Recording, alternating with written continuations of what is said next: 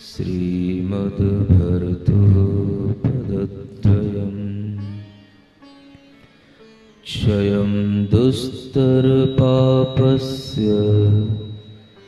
क्षमं कर्तुं ददच्ययम् तमोतु ममतातीत ममोत्तममतामृत तथामितमते तात मतातीतमृते मित स्वचित्तपटयालिख्य जिनं चारुभजत्ययम् शुचिरूपतया मुख्य पुरं निजश्रियम्। देवादिदेव आदिम तीर्थंकर श्री ऋषभनाथ भगवान की, देवादिदेव श्री पार्श्वनाथ भगवान की, वर्तमान शासन नायक श्री वर्धमान महावीर भगवान की, परम पूज्य आचार्य गुरुवर श्री विद्यासागर जी महाराज की, मोह महात्म दलन दिन तप लक्ष्मी भरतार ते पारस परमेश मुझ हो सुमति दातार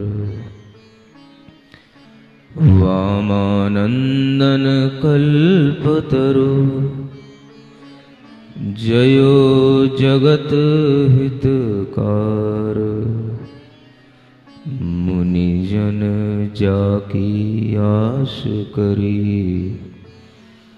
जाचे शिव फल सार जाचे शिव फल सार। तीर्थंकर पार्श्वनाथ भगवान की यह मंगल कथा भगवान के समूह शरण में अनेक भव्य जीवों को तत्व ज्ञान और आनंद देने के बाद में अंतिम सोपान पर है, जब हम भगवान के समूह शरण में क्या क्या घटित हो रहा है ये भी देख पाएंगे, और समूह शरण बिखरने के बाद क्या होता है ये भी आज जान पाएंगे। प्रभु की कथा सुनने के बाद कुछ तो भगवान से राग भी हो जाता है, और वह भगवान का राग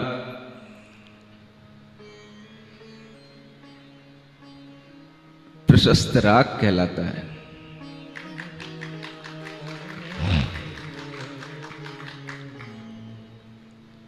कई बार जब इस तरह का प्रसंग आता है तो प्रसन्नता भी होती है, सुनने में भी और सुनाने में भी, और उस प्रसन्नता के साथ साथ कभी कभी भगवान की भक्ति में हृदय इस तरह से आह्लादित होता है कि कहा गया है कि कभी कभी भक्ति में भी अश्रु निकलने चाहिए।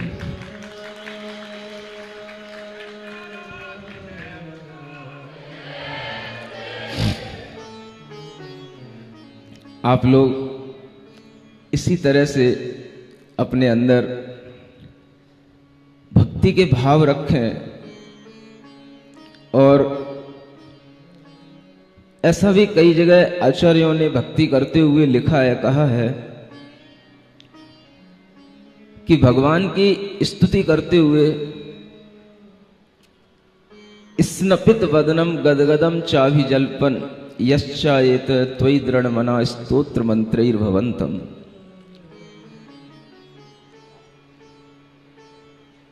बदन स्नपित हो जाता है, थोड़े से नेत्र भी भीगने लगते हैं, कंठ भी, जिह्वा भी थोड़ा सा गदगद होने लग जाती है। और इस तरह से जो भगवान की स्तुति करते हैं,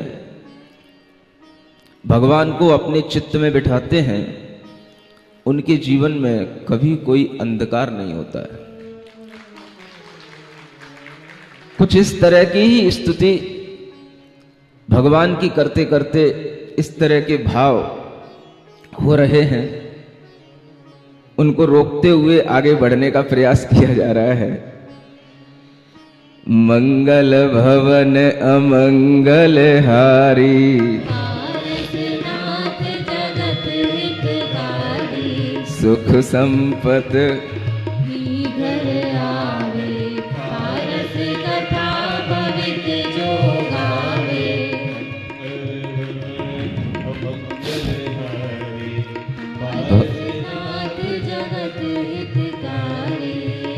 भगवान के समोसरण में जब दिव्य देशना हुई, उपदेश हुआ,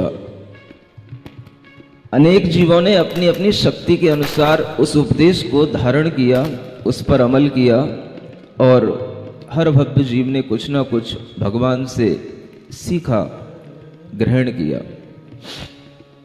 क्या किया वो यहां बताया जा रहा है कि मुक्ति जोग बड़ भाग, भय दिगंबर परिग्रह त्याग, श्रावक व्रत आदरे, पशु पर्याय अनुव्रत धरे। कितने ही लोग जो मुक्ति का योग जिससे बनता है, ऐसे बड़भागी उन जीवों ने दिगंबर रूप को धारण किया, समस्त परिग्रह का त्याग करके श्रमण बनकर के जीवन पर्यंत के लिए महाव्रतों का संकल्प लिया।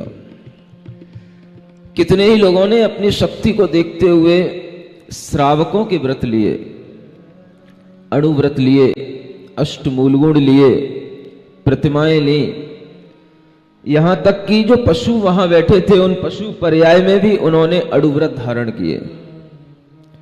आप विचार करें, जो ये अणुव्रतों का वर्णन कल आपको किया था, सुनाया था, ये अणुव्रत बहुत प्रारंभिक स्तर की चीजें हैं। हर जैन श्रावक अगर थोड़ा सा भी जैनत्व का पालन करता है, जैनत्व के संस्कार से जुड़ा होता है, तो वो अणुव्रती होता ही है। मुझे कुछ ऐसा समझ में आता है कि ये अणुव्रत उन अशक्य लोगों के लिए है जो बड़े बड़े और प्रतिमा आदि के व्रतों को धारण नहीं कर सकते हैं, उनके लिए यह अणुव्रत का विधान किया गया है। पशु पर्याय में ये अणुव्रत धारण किए जाते हैं। अन्य भी ऐसे लोग जो अन्य जातियों में किसी भी तरह से अपने आप को बड़े बड़े व्रतों का पालन करने में समर्थ नहीं पाते हैं, तो वो भी अणुव्रतों को धारण करके अपनी शक्ति के अनुसार अपना आत्म कल्याण कर सकते हैं। इसलिए इन अणुव्रतों का पालन करते हुए भी जीव अपने जीवन को उन्नत बनाता है, और जो शुद्धि श्रावक हैं उन्हें इससे भी कुछ ऊंचा, कुछ और अधिक करने का मन बना करके रखना चाहिए। प्रत्येक श्रावक का सप्त विषण का त्याग हो, अष्ट मूल गुणों का पालन करते हुए कोशिश की जाए कि हम कम से कम पहली प्रतिमा को धारण करने के योग्य बन सकें, और जो श्रावक धर्म की पहली कक्षा है उसमें हम प्रवेश पा सकें। अगर हम इतना कर पाएंगे तो यह उपदेश भगवान के द्वारा जो दिया गया और बड़े मनोयोग से जो आपने इस चातुर्मास के अंदर सुना, ये उपदेश सार्थक होंगे अगर आप अपनी अपनी शक्ति के अनुसार इस तरह से व्रतों का पालन करने का मन बनाएंगे। जितना भी पीछे युवा वर्ग बैठा है, सबका नियम होना चाहिए कि हम सप्त व्यसनों के त्यागी हैं। सुन रहे हो?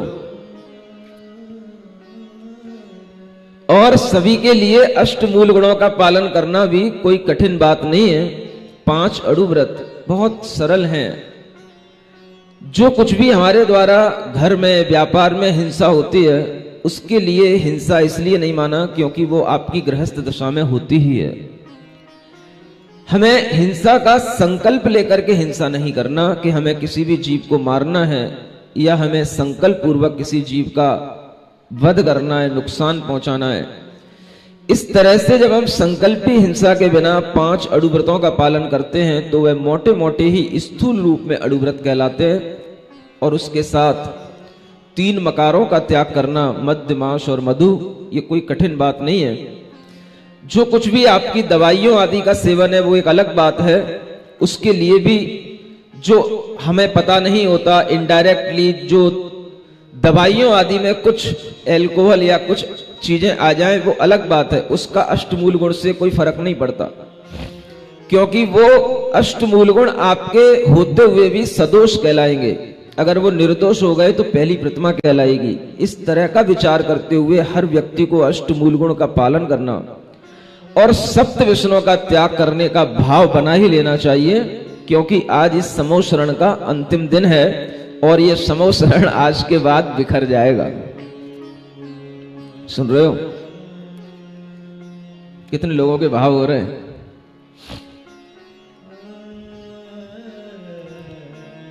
कितने लोगों के मन भर रहे हैं? थोड़ा अच्छे से हाथ उठाओ। अष्टमूल गुणों का पालन करना और सप्त व्यसनों का त्याग करना, ये अगर हमारे जीवन में आ गया तो ये चातुर्मास भी सफल होगा और ये पार्श्वनाथ भगवान की कथा भी सफल मानी जाएगी, क्योंकि हम इतना ही कर सकते हैं। इसी से हमें कुछ आगे बढ़ने की सीख मिलेगी। और देखते हैं कि समूह शरण में लोग क्या क्या कर रहे हैं। मंगल भवन अमंगल हारी, के नार आर्ज का भई, भरता संग हो गई, के नर पशु देव सम्यक रत्न लयो ताएव, के शक्तिहीन संसार व्रत भावना करि निर्धार, पूजा दान भाव परिणय, यथा योग सबके दुख गए। कितने ही नारियां अर्चिका बन गई। थोड़ा सा झुक करके बैठ के काम कर। कितने ही भर्ता के साथ में वन को भी चली गई। अगर भर्ता माने स्वामी, पति, अगर वन में चले गए, श्रवण दीक्षा अंगीकार कर ली, तो नारियों ने भी आर्य का दीक्षा अंगीकार कर ली। कितने मनुष्य, पशु, देवी, देव सम्यक रत्नत्रय को प्राप्त हुए। और कितने ही जो जीव किसी भी प्रकार की शक्ति अपने अंदर नहीं रख रहे थे, ऐसे जीव भी व्रत की भावना निरंतर करते रहे। किसकी भावना? अगर हम व्रत अंगीकार नहीं कर पाते हैं तो हम व्रत की भावना भी कर सकते हैं कि हमें व्रत लेना है, हमें व्रती बनना है। और इस तरह से व्रत की भावना करते हुए पूजा, दान आदि भावों में परिणति आ जाती है, तो ये भी श्रावक का धर्म कहलाता है। और इस तरह से सबने अपनी अपनी शक्ति के अनुसार यह व्रत लिए और अपने अंदर किसी ना किसी तरह से धर्म का भाव धारण करके उसको पालन करने का प्रयास किया। अब बात करते हैं उस जीव की जो संवर देव के नाम से था, जिसने प्रभु पार्श्वनाथ के ऊपर उपसर्ग किया। और उपसर्ग करने के बाद में भगवान तो केवल ज्ञान को प्राप्त होकर के समूह शरण में विराजमान हो गए, लेकिन वह जीव जो कमठ का जीव था वो कहां जाएगा? जब भगवान के कल्याण की पूजा होती है तो सभी देव आते हैं, और जब सब देव आएंगे तो उसमें वो भी आएगा। और जब आया है तो भगवान को देख भी रहा है कि हमारे उपसर्गों का प्रभाव इनके ऊपर कुछ नहीं पड़ा, उल्टा इन्हें केवल ज्ञान की प्राप्ति हो गई, इतना बड़ा समोसरण लग गया, इनकी इतनी पूजा हो गई, और अब तो ये संसार से मुक्त हो गए, अब हमें इनसे बैर करने का कोई प्रयोजन नहीं है। और उसी समय पर वह जो कमठ का जीव है, देखते हैं वो क्या कर रहा है। मंगल भवन अमंगल हारी, कमठ जीव सुर ज्योतिषी, करि वचनामृत पान।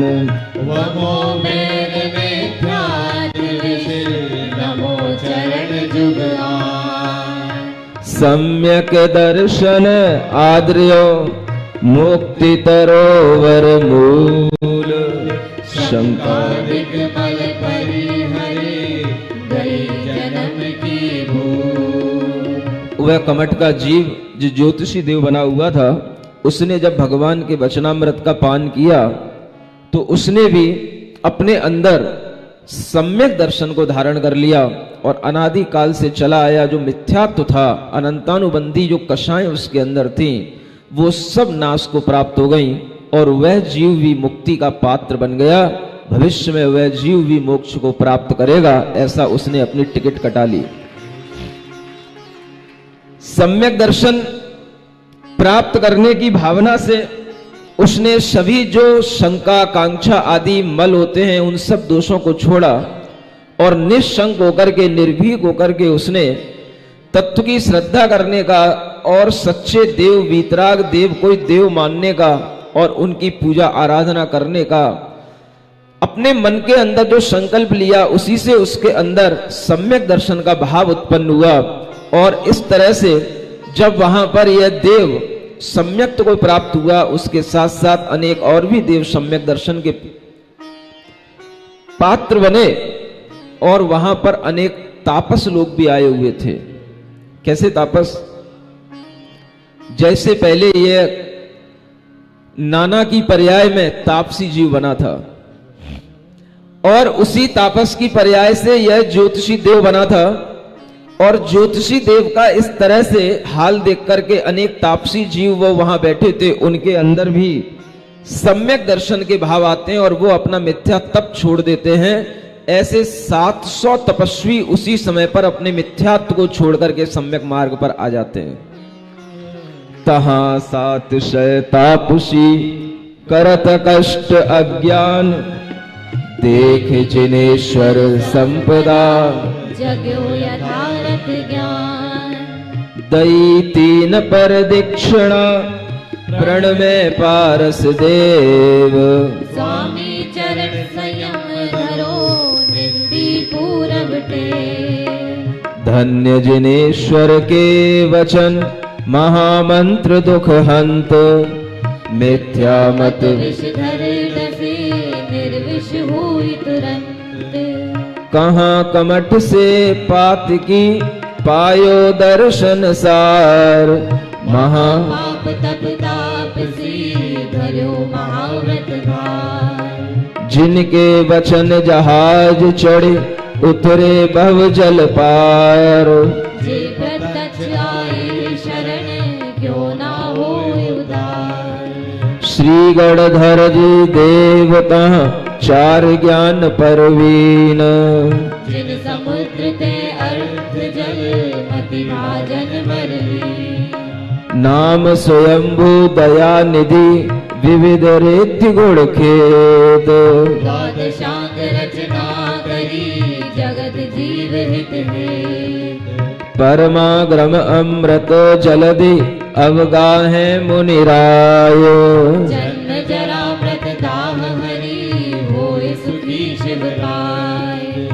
अनेक जीवों ने जब मिथ्यात्व का त्याग किया, कमठ जैसे पातकी जीव भी सम्यक दर्शन को प्राप्त हुए और अनेक तापसी महाव्रतों को धारण कर लिए, तो जिनके वचनों का पान करके इतने जीव भव जल से पार लग जाते हैं, इस संसार समुद्र से पार उतर जाते हैं। जो साक्षात उनकी शरण में आते हैं उनका तो उद्धार होता ही है।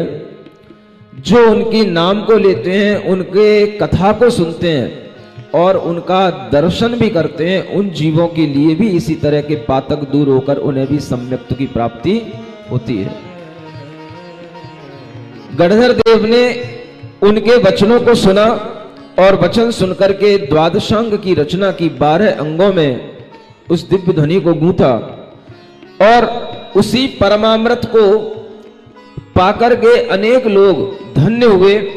वह द्वादशांग कितना बड़ा होता है यहां कहा जा रहा है।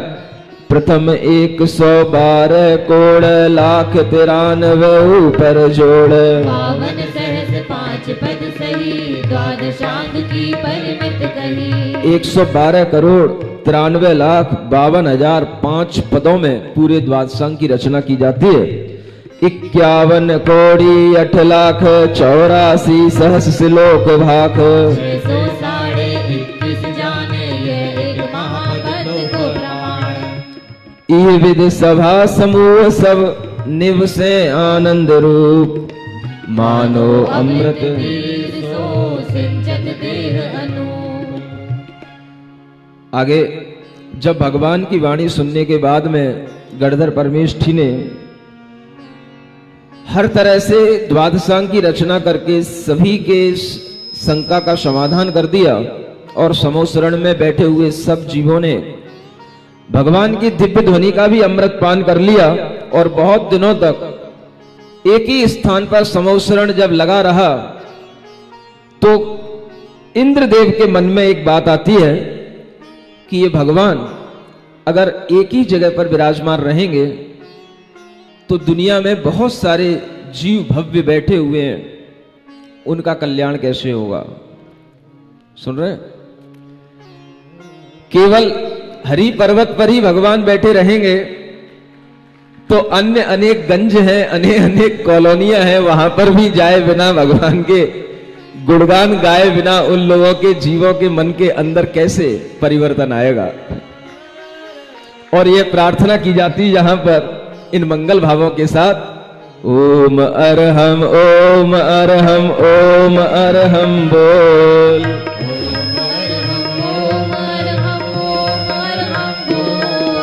सभी कार्य की सिद्धि से तू पहले इसको बोल, सभी कार्य की सिद्धि से तू पहले इसको बोल। तब सुरेश उठ विनती करी, हाथ जोर सिर अंजुलि धरी, हो जगनायक जग आधार दीन भवन जन तारणहार। यह विहार अवसर भगवान, करिए देव दया और आन, पवित्र जीव खेती को मिलाए, मिथ्या तप सो सुपी जाए। वो परमेश अनुग्रह करो, वाणी वर्षा सो तप हरो, मोक्ष महापुर के परधान, तुम बन जाए दया निधान। प्रभु सहाय भवि सुख पद लेहि, आवागमन जलांजलि देहि, विधि विधि नित्य प्रार्थना करे, सहस नाम करि धुन विस्तरी।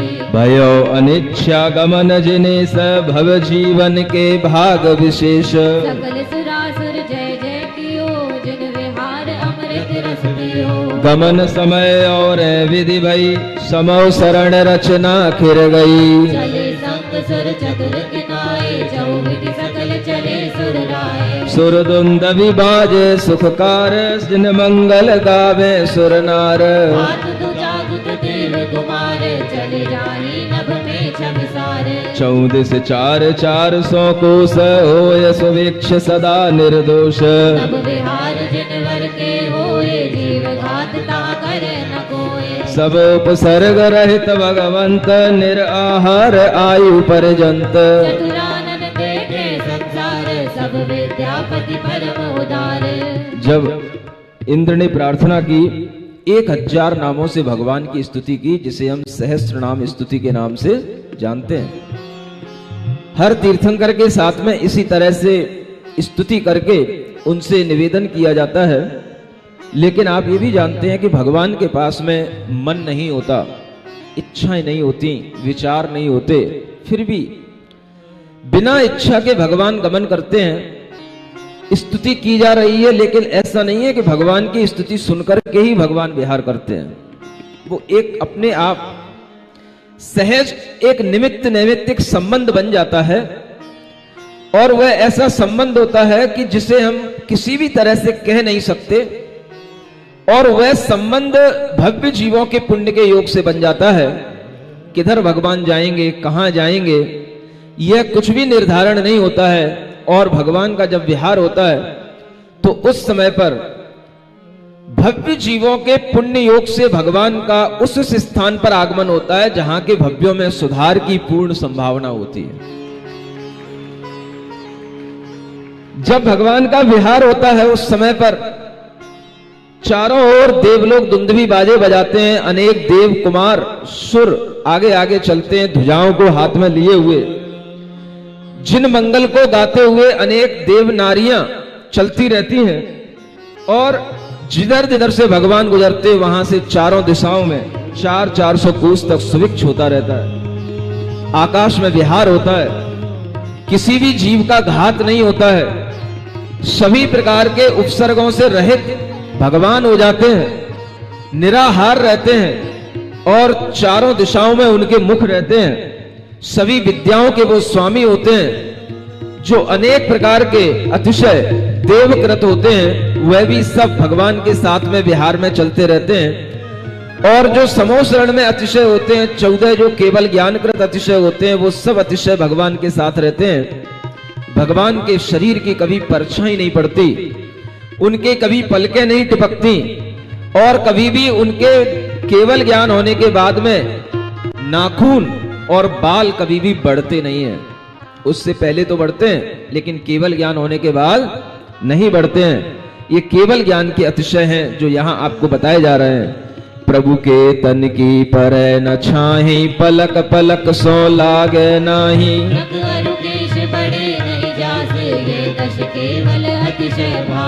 भाषा सकल अर्धमागधि, खिरै सकल संशय हर सधी। पशु जाति विरोधी जीव, सब उर मैत्री धरे सदैव। नाना जात विरच दुख दल, सब ऋतु के फल फूल निफले। प्रभु संचार भूमि मणिमाई, दर्पण व्रत आगम वर्णई। सुरभि पवन पीछे अनुसर, वायु कुमार जनित सुख करे। सुर नर पशु सभागत जीवे, परमानंद सहित सब देह। मारुत सुर योजन मित मही, करें धूलि तृण वर्जित सही। वेद कुमार करे मन लाए, गंधोदक वर्षा सुखदाए। जितने भी भवनवासी देव होते हैं, वायु कुमार देव होते हैं, मेघ कुमार देव होते हैं, सब अनुकूल वातावरण बनाते हुए भगवान के साथ में चलते हैं और भगवान की परिचर्या करते हुए आगे आगे चलते हैं। रास्ते को साफ करते हुए, शुद्ध करते हुए, रास्ते में जल वृष्टि करते हुए, गंधोदक वृष्टि करते हुए, हल्की हल्की मंद मंद वर्षा करते हुए चलते हैं। जैसे आपने देखा होगा कि कभी कभी जब बड़े बड़े विवाह शादी आयोजन होते हैं तो कुछ ऐसे पंखे चलते हैं जो आगे आगे लिए हुए, वो लाइट लैंप वाले, वो कुछ बौछार सी करते रहते हैं। ये सब चीजें आप लोगों ने भगवान के मंगल विहार से ही सीखी हैं। और उस समय पर जब भगवान चलते हैं तो उनके चरणों के नीचे एक एक स्टेप जैसे जैसे वो रखते चले जाते हैं। एक एक चरण कमल के नीचे 225 कमलों की रचना होती चली जाती है और वो अद्भुत दृश्य जो भी लोग देखते हैं अचंभे में पड़ जाते हैं। चरण कमल जिन धारे जहां, कंचन कमल रचे सुर तहां। सात कमल के आगे ठाने, पीछे सात एक मध जाने। यो पंकज की 15 पाती, सबा दोई से सबही भांति। शुक्ल ज्ञान उपजे बहु भाए, निर्मल दृष्टि निर्मल नभ भाए। मुदित बुलावे देव समाज, भविजन को जिन पूजन काज। धर्म चक्र आगे संचरे, सूरज मंडल की छवि हरे। सब भगवान जब चलते चले जाते हैं तब भी अनेक देव साथ में चल रहे हैं, फिर भी देव लोग अन्य लोगों को बुलाते रहते हैं। सुन रहे हो? बोलो तो। देव लोग बुलावा करते हैं, अन्य मनुष्यों को भी बुलाते रहते हैं, क्योंकि मनुष्य तो अपनी धुन में लगे रहते हैं। जब तक उनको बुलाया ना जाए, मैसेज दिया ना जाए, जब तक उनके लिए कॉल ना किया जाए, तब तक उनके आने का भाव बनता नहीं है। और देव लोगों को भी बुलावा करना पड़ता है।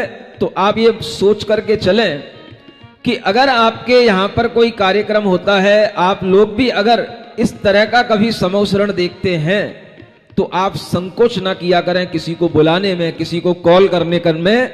अच्छे काम में हमेशा मैसेज दिया करें। आप सबके अपने अपने ग्रुप बने रहते हैं, उन ग्रुपों में अच्छे अच्छे मैसेज ही आया करें। तो अन्य लोगों का जब यहां आगमन होता है तो उसमें आपको भी पुण्य का बंद होता है। और ये बात आपको भगवान के विहार में चलने वाले देवों से सीख लेनी चाहिए।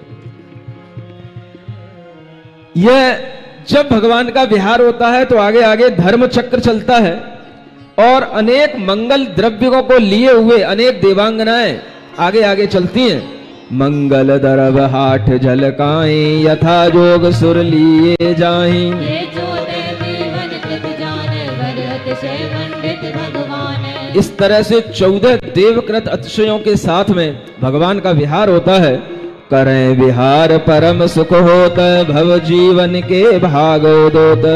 मोक्ष मार्ग प्रभु सारे प्रगट कियो भ्रम तिमिर निवार। कहीं कुलिंगी दिखे नाही भानुदय ज्यों चोर पलाही। सब निज निज वांछा अनुसार पूर्ण आश भय धनधार। काशी कौशलपुर पंचाल मरहट मारु देश विशाल। मगध अवंती मानव धाम अंग बंग इत्यादि नाम। कीनो आरज खंड विहार मैट्यो जग मिथ्या अंधियार। अब सब गण की गणना सुनो यथा पुराण कथित विधि सुनो। आप लोगों को अब अपने नारियल हिलाते रहना है, अपने हाथों का भी इस्तेमाल करते रहना है। क्योंकि अगर भगवान का मंगल विहार हो रहा है और उसमें हम आनंदित होकर के केवल अनुमोदना भी करते रहेंगे तो हमें वह विहार कभी साक्षात भी देखने को मिलेगा। ऐसा भाव अपने मन में आ सकता है। अनेक देशों में भगवान ने विहार किया। काशी देश, कौशल देश, पंचाल देश, मरहट देश, मारू देश, मगध, अवंती, मालवा, अंग बंग आदि ये सभी देशों के पहले नाम इस तरह से जाने जाते थे, जिसे हम आज बिहार कहते हैं, बंगाल कहते हैं। सब अंग बंग देशों के नाम से जाने जाते हैं। मगध देश और इधर जो है ये अवध देश कहलाता है, ये अयोध्या के आसपास का। और ये सब कौशल, महाकौशल, ये जबलपुर के आसपास का देश कहलाता है। ऐसे सब देशों में भगवान ने विहार किया। और जब भगवान ने सब देशों में विहार किया है तो इस आगरा में भी वो विहार किए हैं, ये अपने आप निश्चित हो जाता है। ये आर्य खंड में विहार किया, तभी सभी जीवों के अंदर आज भी संस्कार पड़े हैं। कहना नहीं पड़ता, बताना नहीं पड़ता। पारसनाथ भगवान हैं, बच्चा बच्चा जानता है, अपने आप बड़ा होकर के सीख जाता है। भगवान पारसनाथ को देख करके समझ लेता है। जिनके आगे फड़ों के, नागों के माध्यम से जिनके ऊपर नागेंद्र ने फण तान रखे हों, ऐसी मूर्ति को देख करके हर बच्चा कहने लग जाता है पारसनाथ भगवान की जय हो। समझ आ रहा है? ये संस्कार हैं भगवान के, ये विहार के संस्कार हैं जो अपनी पीढ़ियों में दादा दादा परदादा सबसे चले आ रहे हैं। और आज भी इन संस्कारों के कारण से ही हम लोगों को यहाँ पर भगवान पार्श्वनाथ की कथा सुनने में जो आनंद आया है, पूरी भारत देश की जनता ही नहीं, विदेशों में भी लोग इस पारस कथा को सुनकर के आनंदित हो रहे हैं। क्योंकि वो विदेशी लोग भी यही भारत से गए हैं और उन्हीं संस्कारों के कारण से वहां पर भी बैठे बैठे पारस कथा सुनते हैं। आर्य खंड में ही भगवान का विहार होता है, मिलेच्छ खंड में भगवान उपदेश नहीं देते हैं। क्योंकि आर्य पुरुष उन्हीं को कहा जाता है जो गुणों की पूजा करना जानते हैं, जो क्वालिटी समझते हैं। सिंपल लैंग्वेज में ये समझ सकते हैं। समझ आ रहा है? क्वालिटी मैन, क्वालिटी वाली पर्सनालिटी वहीं पर पहुंचती है जहां के लोग कुछ क्वालिटी को गेन करना जानते हो और कुछ क्वालिटी की वैल्यू करना जानते हो। तो भगवान आर्य पुरुषों के बीच में जाते हैं, मिलेच्छों के बीच में नहीं जाते हैं। इधर जब भगवान का विहार चला, सारे जगत में कहीं पर भी मिथ्या मत नहीं दिखाई देते, कुलिंगी दिखाई नहीं देते। जो कहीं भी होते हैं सब छिप जाते हैं। जैसे चोर वगैरह होते हैं, जब पुलिस आती है तो अपने अपने बंकरों में दुबक जाते हैं, ऐसे ही सब कुलिंगी जितने भी मिथ्या आचरण करने वाले लोग होते हैं सब इधर उधर दुप जाते हैं। और भगवान का विहार जब चलता है तो सारा मिथ्या मत, मिथ्या अंधकार दूर होता चला जाता है। और इस तरह से विहार करते करते आगे क्या होता है? मंगल भवन अमंगल हारी पारसनाथ जगत हितकारी। प्रथम स्वयंभू प्रमुख प्रधान कर्तन सर्वम जग जाने। पूरवधारी परम उदास सर्व तीन से अरुभ शिष्य मुनीश्वर कहे पुराण, 10,000 से परवान, अवधिवंत 14 से सार। केवल ज्ञानी 1,000। देखो भगवान के समोसरण में एक स्वयंभू नाम के प्रमुख गणधर तो हैं ही, लेकिन इसके साथ साथ भगवान के 10 गणधर थे। कितने? जो सभी आगम ज्ञान को जानने वाले हैं, अनेक तरह से पूर्वों के धारी, यानी 14 पूर्व का ज्ञान धारण करने वाले, 350 उनके पास में अनेक मुनीश्वर थे। और ऐसे मुनीश्वर जो पुराणों को जानने वाले हैं, ऐसे 10,900 उनके पास में शिष्य समूह था। भगवान के पास में, भगवान के समोसरण में अवधि ज्ञानी मुनि महाराज भी होते हैं। 14 से अवधि ज्ञानी मुनि महाराज थे उनके समोसरण में, और 1,000 केवल ज्ञानी थे उनके साथ में। सुन रहे हो? इतना बड़ा समोसरण था भगवान पार्श्वनाथ का। केवल ज्ञानी 1,000 होते हुए भी 1,000 केवल ज्ञानियों में तीर्थंकर केवल ज्ञानी का जो वैभव और समोसरण और उनका मुख्य नायकत्व, जिसके कारण से 1,000 केवल ज्ञानी भी उनके समोसरण में बैठे रहते हैं, आप समझ सकते हो कि तीर्थंकर प्रकृति की महिमा क्या होती है। यह पुण्य है, यह पुण्य, इसी को बोलते हैं पुण्य फला अरिहंता। क्या बोलते हैं? हाँ, जब तीर्थंकर प्रकृति का पुण्य फलता है तो ऐसे तीर्थंकर अरिहंत बनते हैं जिनका तीर्थ चलता है। केवल ज्ञानी सभी होने से, सब बराबर के होते हुए भी भीतर से, बाहर के पुण्य के प्रभाव से, उनके नेतृत्व में 1,000 केवल ज्ञानी उनके साथ में विहार करते हैं। और उसके साथ साथ विविध विक्रिया रिद्धि बलिष्ठ एक जानो उत्कृष्ट, मन पर जय ज्ञानी गुणवंत, 7 शतक 50 महंत। अनेक प्रकार की विक्रिया रिद्धियों को धारण करने वाले 1,000 मुनीश्वर हैं उनके पास में। मने पर्याय ज्ञान को धारण करने वाले 750 मुनि महाराज हैं। 6 से बाद विजयी मुनि महाराज सब मुनि, सहस समाज सहस 26 अर्ज का गनी, 1,00,000 श्रावक व्रत धनी। अनेक प्रकार के वाद विवाद करके दूसरे मत वाले वादियों को जीतने की जिनमें क्षमता होती है, ऐसे 600 वादी उनके पास में हुआ करते हैं। और सब मिलकर के 16,000 मुनि महाराज हैं उनके पास में। कितने? 26,000 आर्यिकाएं उनके समोसरण में। 1,00,000 श्रावक हैं। 3,00,000 श्रावक नी जाने वर्णी संख्या मूल पुराण। देवी देव असंख्य पार, पशुगण संख्या ते निर्धार। 1,00,000 श्रावक हैं तो 3,00,000 श्राविकाएं हैं। अनेक प्रकार की देवी और देवियों की संख्या तो असंख्यात है, वो सब आपको असंख्यात संख्या से ही जानना है। और पशुगण भी उसमें संख्यात होते हैं। और इस तरह से इह विद्वार सभा समेत रत्नाकर मारक विदित, विरयमान दर्शावत बाट, 70 वर्ष भये कछु घाट। जब भगवान विहार करते करते 70 वर्ष निकाल लिए। कितने? भगवान की आयु कितनी थी पता है? कल परीक्षा होनी है, देना है परीक्षा। कितने लोग देंगे? हाथ उठा के बताना। बहुत बढ़िया। जो लोग हाथ नहीं उठाए हैं उनके लिए क्या कारण है? देखो, एक बात याद रखो, एक अच्छी बात बता रहा हूं आपको, ध्यान रखना।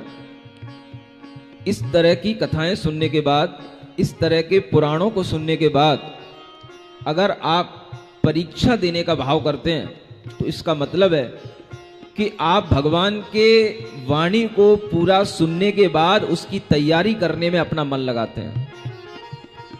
और अगर इस तरह से आप मन लगा करके अपने अंदर किसी भी तरह की तैयारी करते हैं तो आपके अंदर जो संस्कार आएगा, वो संस्कार आपको आज जितना ज्ञान है आगे चल करके उससे लाख गुना ज्ञानी आपको बनाएगा। कई लोग कहते हैं महाराज हमने परीक्षा की तैयारी की, परीक्षा दी, लेकिन हमारी फर्स्ट सेकंड थर्ड नंबर नहीं आया। नंबर नहीं आया कोई बात नहीं, लेकिन ये परीक्षा आपके नंबरों के लिए नहीं होती है। ये परीक्षा आपके अंदर ज्ञान के संस्कार, धर्म के संस्कार डालने के लिए होती है। और इस तरह के संस्कार अगर आपके अंदर आ जाएंगे तो आप कभी भी अज्ञानी नहीं रहेंगे, मूर्ख नहीं रहेंगे, कभी भी आपकी बुद्धि कमजोर नहीं होगी। इसलिए धर्म की परीक्षा हर व्यक्ति को देने का मन बना के रखना चाहिए। और यह ध्यान रखना चाहिए, मैं हमेशा कहता हूं कि धर्म की परीक्षा में कोई भी व्यक्ति फेल नहीं होता, समव शरण में कोई भी फेल नहीं होगा, हर व्यक्ति पास होगा और हर व्यक्ति को गिफ्ट मिलेगी जो कल यहां परीक्षा देने आएगा।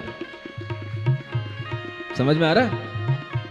चाहे बूढ़ी दादी माँ हो, चाहे बहुएं हो, बेटियां हो, युवा हो, वृद्ध पुरुष हो, जिनके अंदर भी थोड़ा सा भाव आया कि हमने ये सीखा है, सुना है, तो हम उस समय पर अपने माइंड को कंसंट्रेट करके पूरा का पूरा पुराण उस समय पर दोहरा रहे होंगे, पार्श्वनाथ भगवान से जुड़ रहे होंगे, हमें अनेक तरह की स्मृतियां आ रही होंगी। यही हमारा सबसे उत्कृष्ट धर्म ध्यान होगा और इस तरह का धर्म ध्यान परीक्षा के माध्यम से हो पाता है। सुन रहे हो? आप यहां पर परीक्षा दो, आप बड़ भागी हो जो आप ऑफलाइन परीक्षा दोगे, यहां पर मुनिराज बैठे होंगे आपकी परीक्षा में, लेकिन ऑनलाइन भी देने वाले बहुत सारे श्रावक तैयार हैं जो ऑनलाइन भी परीक्षा देंगे, उनकी भी परीक्षा ली जाएगी और वो भी देने को तैयार हैं। तो जब आप यहां साक्षात हो, आप परीक्षा नहीं दोगे तो फिर ऑनलाइन जो परीक्षा दे रहे हैं उनको देख करके आप सोचो कि लोग ऑनलाइन परीक्षा देने को तैयार है, तो आप क्यों ना दोगे, है ना? तो ये सौभाग्य आपको मिल रहा है और ये सौभाग्य आपको कल मिलेगा। और इसी के साथ आपको ये ध्यान रखना है कि अगर हम इस तरह से धर्म की परीक्षाएं देते रहेंगे तो जीवन में आने वाली अनेक समस्याओं से हम उत्तीर्ण होते चले जाएंगे। ये भी हमें पुण्य इन परीक्षाओं से मिलता है। भगवान 70 वर्ष तक विहार करते रहे, क्योंकि 30 वर्ष के बाद उन्होंने दीक्षा ले ली थी। आयु उनकी 100 वर्ष की थी, 70 वर्ष जब पूरे होने को हैं तो भगवान विहार करते करते 70 वर्ष तक उन्होंने केवल ज्ञान के साथ धर्म देशना दी और इस तरह से धर्म की प्रभावना की, धर्म का प्रचार किया। अनेक भव्य जीवों के कल्याण करने के बाद में जब उनकी आयु पूर्ण होने का समय आता है तो वह कहां पहुंचते हैं? कहां पहुंचते हैं? बोलिए शाश्वत सिद्ध क्षेत्र सम्मेत शिखर पर्वतराज की। भगवान के उस स्वर्ण वज्रकूट की, जहां पर जाकर के वह पारसनाथ, सांवलिया पारसनाथ जाकर के विराजमान हो जाते हैं। वह सम्मेदाचल पर्वत आपके सामने आ रहा है। मंगल भवन अमंगल हारी, ये विधि बार सभा समेत,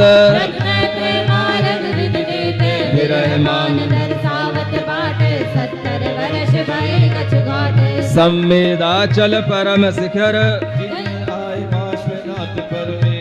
सम्मेदाचल शिखर परमेश, आए श्री पारस परमेश।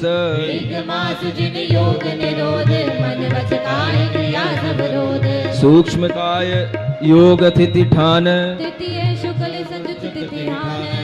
संयोग पंच लघुक्षर है तिथि जहाँ,